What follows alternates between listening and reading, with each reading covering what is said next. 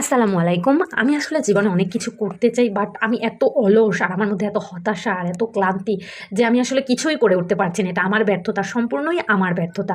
আমার মতো অনেকেই আছেন আমি জানি, যাদের হচ্ছে অনেক বড় কিছু হতে ইচ্ছে করে, বাট সেরকম পরিশ্রম করছেন না, এফোর্ট দিচ্ছেন না। তারা আসলে জেগে উঠুন। আমিও চেষ্টা করছি আমার নিজেকে পরিবর্তন করার জন্য, আমার নিজের লাইফস্টাইলকে পরিবর্তন করার জন্য।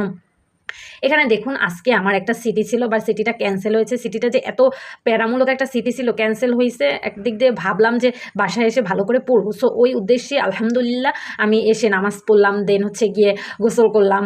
তারপর হচ্ছে একটু রেস্ট নিয়ে পড়তে বসলাম। আমি আসলে চাচ্ছি যে আমার টাইমটা যাতে কম ওয়েস্ট হয়। আমি প্রচুর পরিমাণ টাইম ফেসবুকে দিচ্ছিলাম। তো আমি গতকালকে রাতে ফেসবুকটা ডিঅ্যাক্টিভেট করলাম, যে আমি লাইফে যদি কিছু না করতে পারি ততক্ষণে আমি ফেসবুকটা আর অ্যাক্টিভ করবো না। আমি সোশ্যাল মিডিয়া থেকে আসলে একটু বিরতি নিতে চাচ্ছি, যাতে আমার আসলে পড়াশোনায় ফোকাসটা বেশি থাকে এবং আমি টাইমটা কম অপচয় করতে পারি।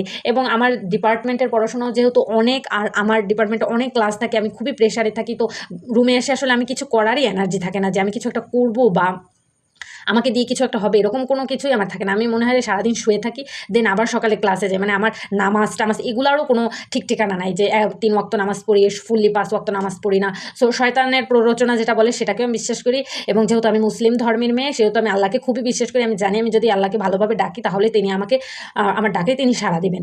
সো আমি আজকে হচ্ছে গিয়ে ভাবলাম যে আমার ২টা ডায়েরি আছে, আমি ডায়েরি ২টা খুললাম।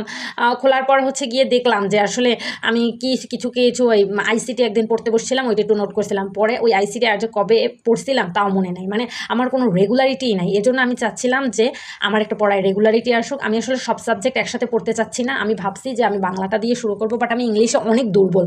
এর জন্য আমি ইংরেজিটা একটু পড়ে নিতে চাচ্ছি, যে আমি আগে যে মানে সহজ সাবজেক্ট, বাংলা অবশ্য সহজ না, বাট আমি তো পড়তে আমার কমফোর্ট জোন লাগবে। এর জন্য আমি বাংলা ব্যাকরণ যে নবম দশম শ্রেণী, যেটা আমরা আগে পড়ে এসেছি, মানে সহজ থেকেই শুরু করছি। এই জন্য হচ্ছে গিয়ে আমি ৭ দিনের একটা চ্যালেঞ্জ নিলাম, যে আমি ৭ দিনে হচ্ছে গিয়ে বাংলা এই যে ২১৬ পেজের যে বাংলা বইটা, এটা আমি ৭ দিনে ৩০ পৃষ্ঠা করে শেষ করব। এখন আপনারা আমার সঙ্গে থাকুন এবং দেখুন যে আমি আসলে পারি কি না, এবং আমি কতদূর এগোতে পারি। এর মধ্যে আমার ক্লাসে অনেক টিউটোরিয়াল আছে, মানে ক্লাস টেস্ট যেটাকে বলে, খুবই হার্ড সাবজেক্ট থেকে। এই যে আজকে যে এক্সামটা ক্যান্সেল হলো, এটা আবার কালকে আমার হবে। এজন্য আমাকে আবার পড়তে হবে খুব ভালো করে। আমি মানে আমার পড়ার অনেক ল্যাকিংস আছে। এজন্য আগে এসে আমি পড়তে বসলাম, যে আমি এই কোশ্চেনগুলো সলভ করব এবং একটা খুব ভালো প্রিপারেশন নিয়ে যাতে ক্লাস টেস্টে বসতে পারি। তো তারপরে একদিন বন্ধর পর আমার আরেকটা খুবই টাফ টিউটোরিয়াল পরীক্ষা। সো আমি কতটা যে সময় দিতে পারবো আমি বুঝতেছি না। এর মধ্যে আমার ৩টা ৪টা পর্যন্ত ক্লাস থাকে, এবং আমি আসলে খুবই দৌড়ের উপরেই থাকি।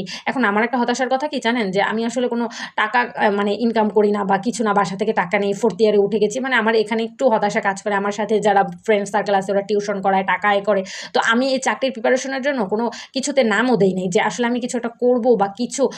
আমি ভাবছি যে একটা ঘুমাইয়ে প্রিপারেশন নেবো এবং পড়াশোনা শেষে চাকরির পরীক্ষাগুলো দিলে সহজেই একটা চাকরি পেয়ে যাবো, তখন তো ইনকাম করবো। কিন্তু 4th ইয়ারে এসে আমার এমন একটা বাজে অবস্থা হয়েছে, আমার কোনো প্রিপারেশন নাই, কিছু নাই। বরং যারা টিউশন করায়, এক্সট্রা কারিকুলার অ্যাক্টিভিটিসের সাথে জড়িত, তারাই ভালো করতেছে। মানে তাদের হচ্ছে গিয়ে সব কিছুই হচ্ছে। এখন আমি এদিক থেকে অনেক পিছিয়ে আছি। এখন আমি চাচ্ছি আমি এই যে এখন যে ফেজটা আছে, এই ফেজটা ওভারকাম করতে আপনারা আমার জন্য দোয়া করবেন, যাতে আমি খুব ভালোভাবে এই ফেজটা ওভারকাম করতে পারি। সো আজকে এই পর্যন্তই। আপনারা আমার জন্য দোয়া করেন এবং আপনারা আমার সাথে থাকেন। দেখেন আমি আসলে ৭ দিনের চ্যালেঞ্জটা কমপ্লিট করতে পারি কিনা। আমি প্রত্যেক দিনের আপডেট দেবো ইনশাআল্লাহ। আসসালামু আলাইকুম।